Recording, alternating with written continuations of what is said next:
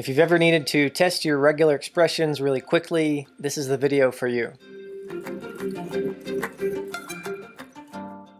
So to do this, just go to retool.com/utilities, and there's a whole bunch of helpful utilities for developers here, from converting different data formats to mock APIs to importing data into your database, and all of these are free tools.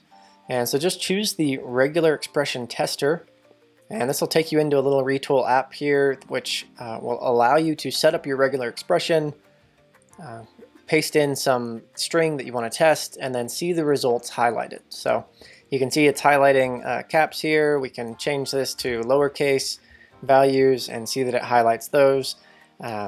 So really that's all there is to it. I hope this is helpful for you. Let me know if you have any questions in the comments below, and good luck on your projects.